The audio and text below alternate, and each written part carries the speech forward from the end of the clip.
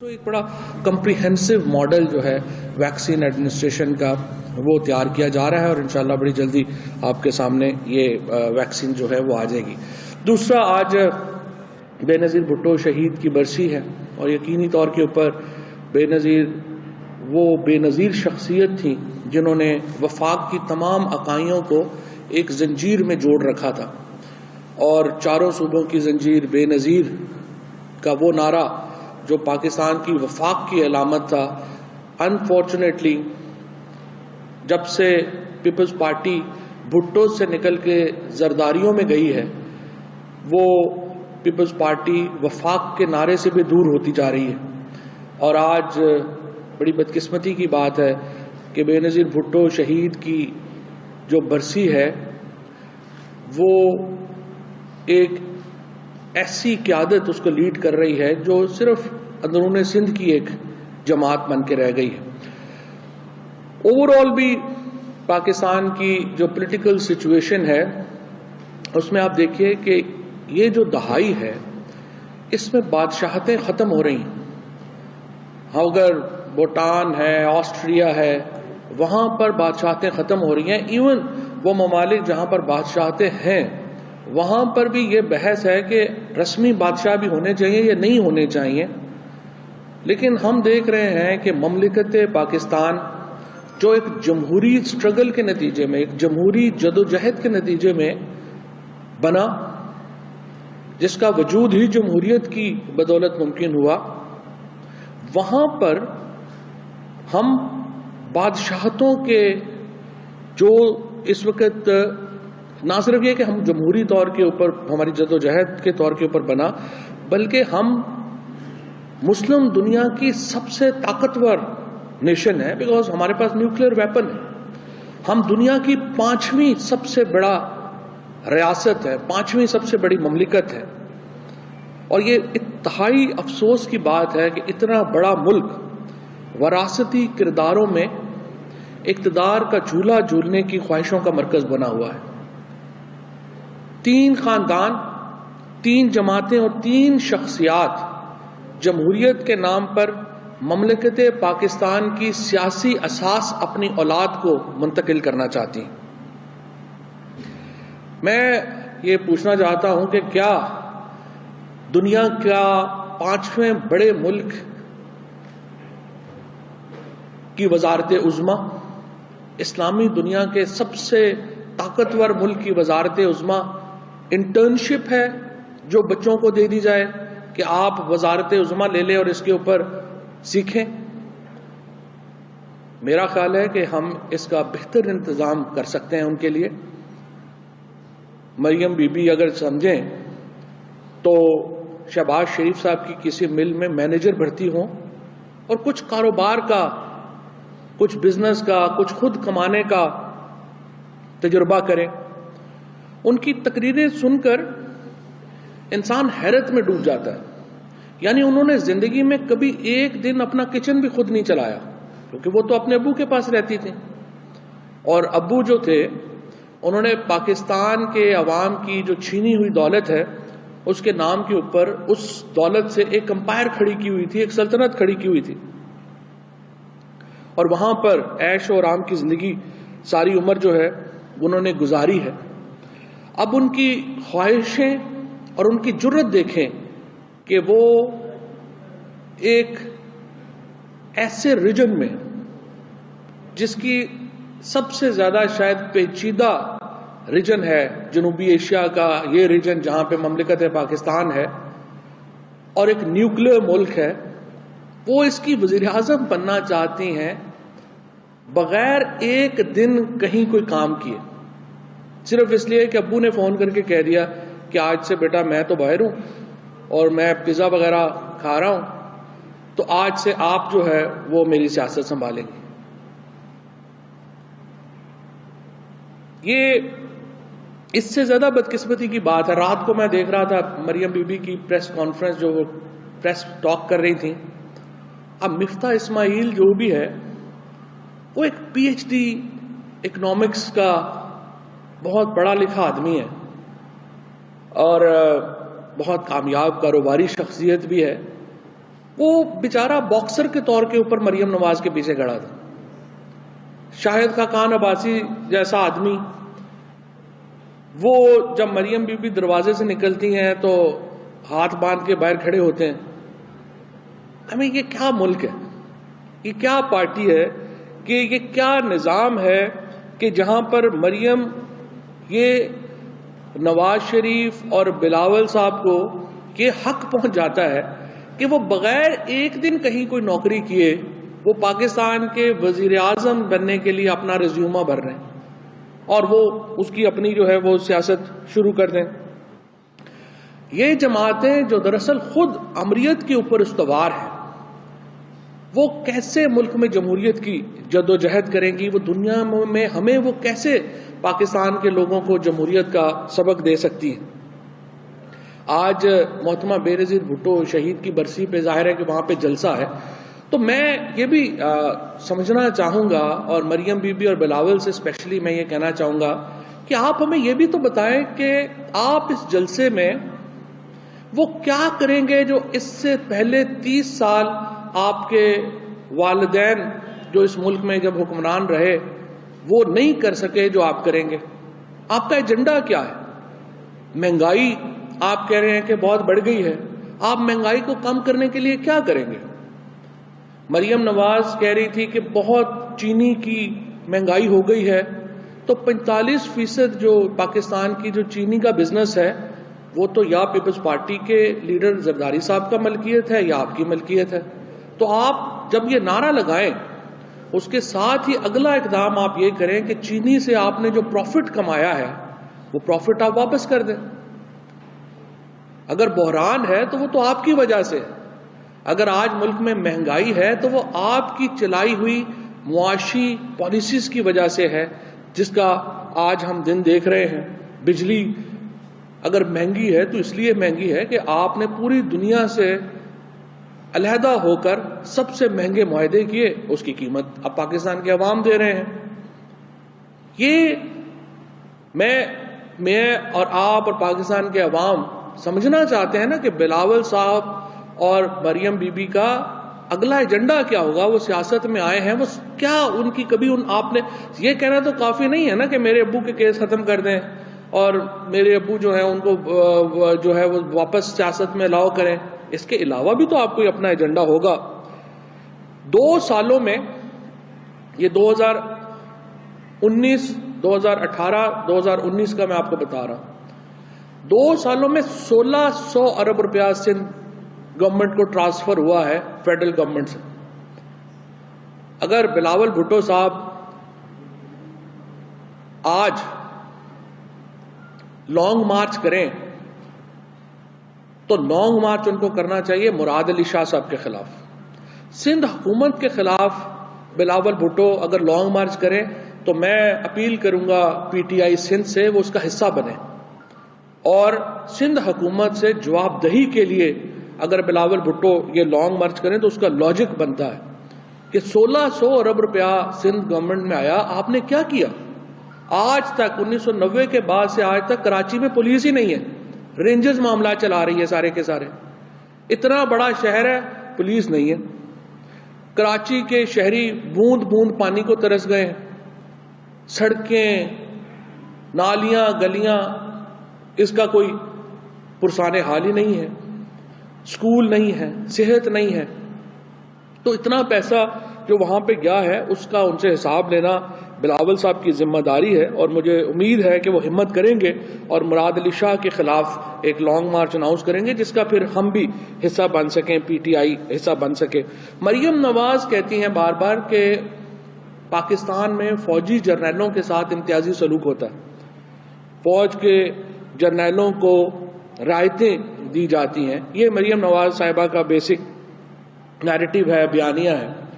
حقیقت یہ ہے کہ آج تک اس ملک میں جتنی رعایتیں، جتنا امتیازی سلوک شریف فیملی کے ساتھ ہوا ہے کسی اور کے ساتھ نہیں ہوا، کسی فوجی جرنیل کے ساتھ نہیں ہوا، کسی کے ساتھ نہیں ہوا. 1979 میں جب شریف خاندان کو یہ ان کی جائیداد واپس کی گئی، ان کا بزنس واپس کیا گیا، تو اس وقت شریف فیملی واحد فیملی تھی پاکستان کی جنہوں نے 1973 میں قومیائے گئے نیشنلائز جو کیا گیا تھا کاروبار وہ واپس حاصل کرنے میں کامیاب ہوئی. یہ واحد شریف فیملی تھی, اور صرف اپنا کاروبار واپس نہیں لیا, سود سمیت تمام پیسہ بھی جو تھا وہ بھی ان کو واپس کیا گیا.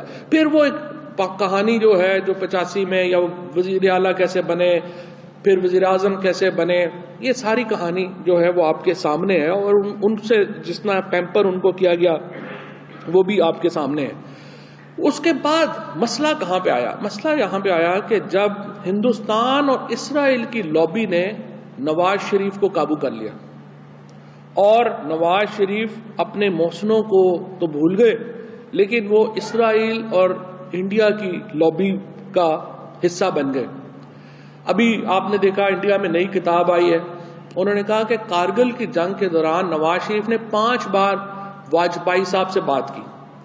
ابھی جب پاکستان کی فوج نے, پاکستان کے نیشنل سیکورٹی کے اداروں نے کنفرم کیا کہ انڈیا پاکستان کے اوپر حملے کی تیاری کر رہا ہے, تو مودی صاحب کا خط آ گیا نواز شریف صاحب کے نام ان کی والدہ کی انتقال پہ.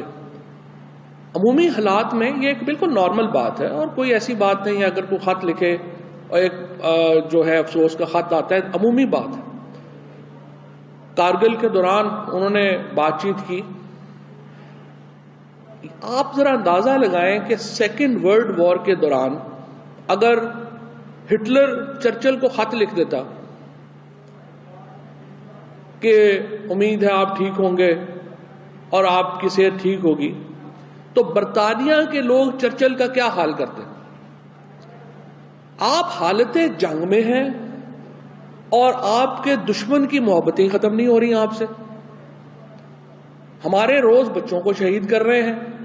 خود میں جیلم میں ہر آئے دن ایک شہید کا جنازہ ہوتا ہے, وہاں پہ فاتحہ ہوتی ہے. کوئی قبرستان ہمارا نہیں ہے جہاں پہ ہمارے شہید مدفون نہیں ہے, اور یہاں پہ محبت برے خطوں کا سلسلہ ہی ختم نہیں ہو رہا. اور اب جو قادری صاحب نے کچا چٹھا کھولا اسرائیل کے ساتھ تعلقات کا, معاملات کا, تو آپ اندازہ لگا لیجئے کہ فوج کے ساتھ اختلاف کی بنیاد کہاں پڑی جب ہندوستان اور اسرائیل کی لابی نے شریف فیملی کو کیپچر کر لیا. وہاں سے راہیں جدا ہوئیں. ادروائز تو نواز شریف صاحب سب سے لاڈلے ہوا کرتے تھے.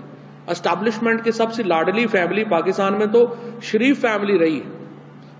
اسی لیے میں یہ سمجھتا ہوں کہ جلسے جلوس تو ہو رہے ہیں, اور یہ ابھی تو لاہور کے بعد یہ جلسہ ہے تو ویسے ہی معاملات ختم ہو گئے ہیں, اور لاہور واٹرلو ثابت ہوا ہے مسلم لیگ نون کی سیاست کا. کیونکہ لاہور کے لوگ, پرائم منسٹر صاحب اس دن کہہ رہے تھے کہ مجھے بڑا عرصہ لگا لاہور کے لوگوں کو کنونس کرنے میں کہ وہ ہمارے ساتھ نکلیں, کیونکہ پاکستان میں جو چند خطے جہاں پر سب سے زیادہ سیاسی اویئرنیس ہے وہاں وہ لاہور کے لوگ ان میں شامل ہیں. تو وہ کہہ رہے تھے کہ مجھے بڑا, اور جب لاہور کے لوگوں نے مریم نواز کو ریجیکٹ کیا تو اس کے بعد ان کی سیاست جو ہے وہ ویسی ختم ہوگی. ویسے بھی مسلم لیگ نون کی سیاست ہے کیا, ان کا نظریہ ہے کیا؟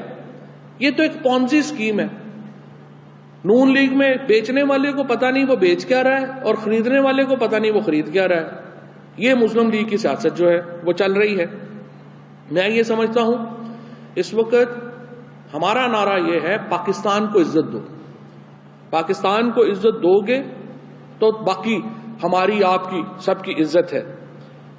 اور میں یہ سمجھتا ہوں کہ پاکستان کی وزارت عظمیٰ کسی لاڈلے یا لاڈلی کی انٹرنشپ نہیں ہو سکتی. میرٹ کے اوپر بھی کچھ فیصلے جو ہیں وہ ہونے چاہیے. اور میں یہ سمجھتا ہوں کہ وزیر اعظم پاکستان انہوں نے بالکل واضح آفر دی ہے. ہم اپوزیشن کی تحریک عملی طور کے اوپر ختم ہو چکی ہے. تینوں, پہلے پی ڈی ایم کی بڑی پارٹیز میں آپس میں اختلاف ہوا, زرداری صاحب نے استعفے دینے سے انکار کر دیا, مولانا فضل الرحمان زرداری صاحب سے ناراض ہو گئے, نواز شریف صاحب جو ہیں وہ اپنے فاصلے کے اوپر ہو گئے. اب پارٹی کے اندر آپ دیکھ رہے ہیں تقسیم در تقسیم کا عمل شروع ہو گیا. یہ جو جمعیت علماء اسلام ہے ان کے, یہ جمہوری پارٹی ہے کہ 4 سینئر موسٹ لوگ جو ہیں وہ کوسچن کرتے ہیں فضل الرحمان صاحب کو، اور آپ فضل الرحمان صاحب جو ہیں ان کو ہی فارغ کر دیتے ہیں۔ اس کے بعد دوسرے مرحلے کے اوپر آئیے کہ پی ایم ایل این کے اندر اور پیپلز پارٹی کے اندر ایک تقسیم جو ہے وہ اب ہمیں نظر آ رہی ہے، اور میں یہ سمجھتا ہوں کہ اس مرحلے کے اوپر بھی حکومت، بہرحال ہماری یہ ذمہ داری ہے، حکومت کی ذمہ داری ہے اپوزیشن کو مشکل سے نکلنے کا راستہ دے، اور راستہ پرائم منسٹر صاحب دے چکے ہیں۔ پرائم منسٹر کہہ چکے ہیں ہم مذاکرات کرنا چاہتے ہیں، اور مذاکرات کا فورم بھی انہوں نے دے دیا ہے۔ انہوں نے کہا ہے پارلیمنٹ بہترین فورم ہے بات چیت کرنے کا۔ مذاکرات کا ایجنڈا بھی پرائم منسٹر صاحب نے دے دیا ہے، انہوں نے کہا ہے الیکٹورل ریفارم سے شروع کرتے ہیں بات چیت۔ اب اپوزیشن کو ایک قدم آگے بڑھانا چاہیے، اور اپوزیشن میں بھی میں یہ سمجھتا ہوں کہ سنجیدہ لیڈرشپ جو اپوزیشن کے اندر ہے ان کو ایک قدم آگے بڑھانا چاہیے۔ جو اوپر بیٹھے ہوئے جو 1-2 ان کے جو یہاں پر لیڈ کر رہے ہیں بچے، ان کو تو پتہ نہیں ہے پالیٹکس کا، ان کا کوئی فیوچر بھی نہیں ہے۔ تو میں سمجھتا ہوں کہ مسلم لیگ پی ڈی ایم کے اندر، پی ایم ایل این کے اندر، پیپلز پارٹی کے اندر اور جمعیت علماء اسلام کے اندر جو سنجیدہ لوگ ہیں وہ آگے بڑھیں، اور آئیے بڑے امور کے اوپر بات چیت کرتے ہیں، اور پاکستان کو عزت دینے کے جو ایجنڈا ہے اس کے اوپر کام کرتے ہیں۔ بہت شکریہ۔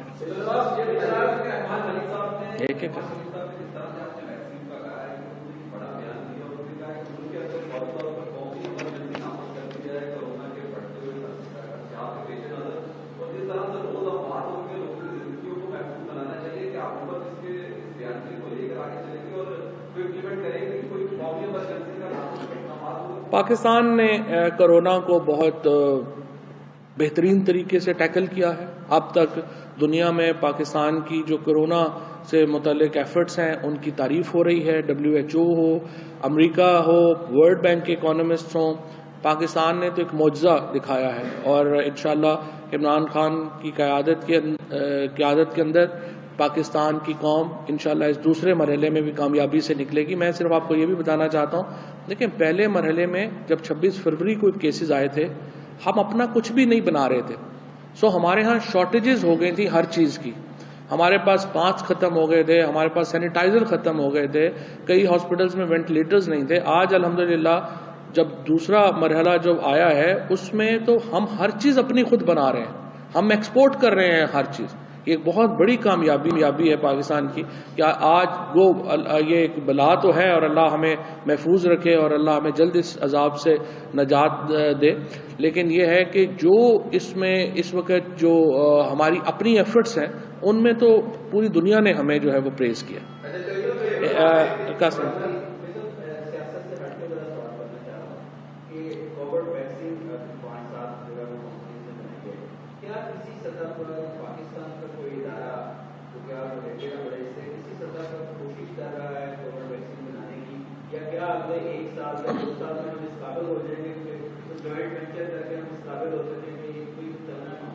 نہیں، جو ویکسینز بنتی ہیں نا وہ ایک ملک نہیں بنا رہا ہوتا، ویکسین کنسورشیمز بنا رہے ہوتے ہیں۔ اسی طریقے سے آپ نے دیکھے نا لیڈ ایفرٹس مختلف ادارے کرتے ہیں لیکن کنسورشیم کریٹ کرتے ہیں۔ اسی طرح سے جو یہ ویکسین بنی ہے، چاہے فائزر کی ہے، چاہے ماڈرنا کی ہے یا باقی ہیں، یہ سارے کنسورشیمز نے بنائی، ایک ملک نے نہیں بنائی، کنسورشیمز نے بنائی ہیں۔ اسی طرح سے جو 2 ویکسین ہے ان کا جو ایفرٹ ہے کنسورشیم ہے، پاکستان ان کا حصہ ہے، اور وہ اس وقت جو پاکستان کے اندر ٹرائل ہے وہ تقریباً مکمل ہونے کو۔ یہ فرما دیں کہ پہلے شہباز شریف صاحب جیل میں ہیں، اس سے بلاول صاحب کی ملاقات انہوں نے بھی کی، اور وہاں پہ ہی فیصلہ ہوا کہ جو انہوں نے کہا کہ نہ کی جائے بالکل، اور اس کے بعد جو ہے محمد علی جانی صاحب نے ان سے ملاقات کی، اور بات چیت کا بڑا مسلمانہ جملہ ہے اندر بیٹھے، وہ کہتے ہیں کہ میں اندر بیٹھ کر کچھ کردار ادا نہیں کر سکتا۔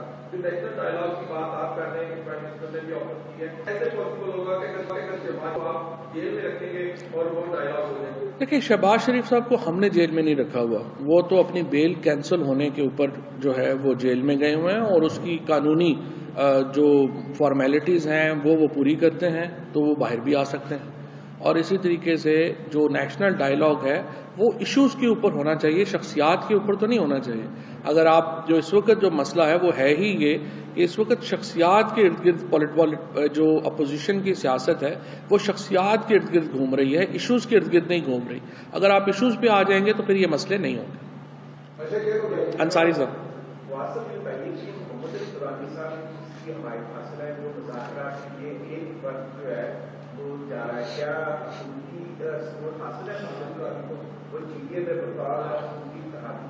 دیکھیں، جو میری معلومات ہیں محمد علی درانی صاحب حکومت سے یا پرائم منسٹر کے اعتماد سے وہاں پر نہیں گئے.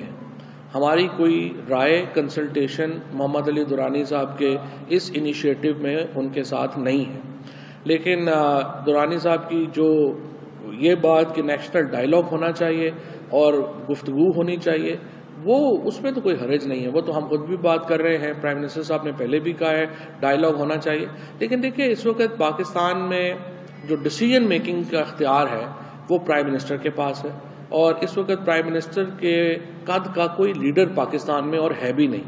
تو اس لیے جو بھی پاکستان میں ایفرٹ ہونی ہے اس کا حتمی فیصلہ تو عمران خان نہیں کرنا.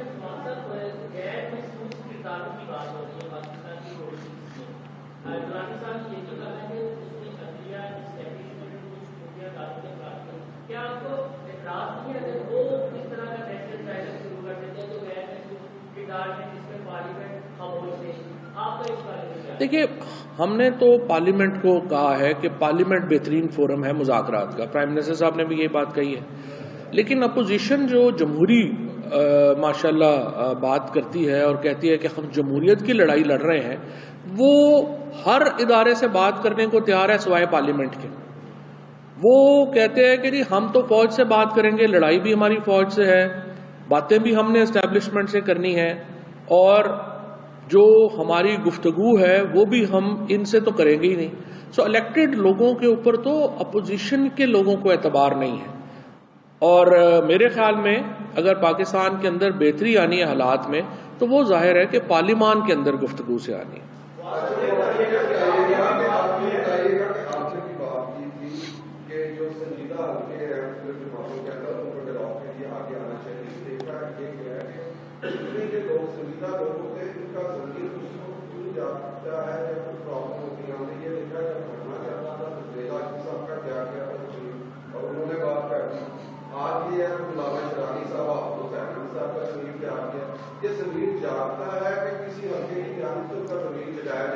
دیکھیں، بات یہ ہے کہ جب جو شیرانی صاحب ہیں یا جو بھی باقی لوگ ہیں انہوں نے یہ بات وہ اب تک تو نہیں، اب انہوں نے نئی تو نہیں کی ہے، پہلے سے ہی معاملات چل رہے ہیں.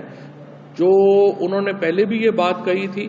فضل الرحمان صاحب سے جو اختلاف ہے وہ کیا ہے، ان کا اختلاف کیا ہے؟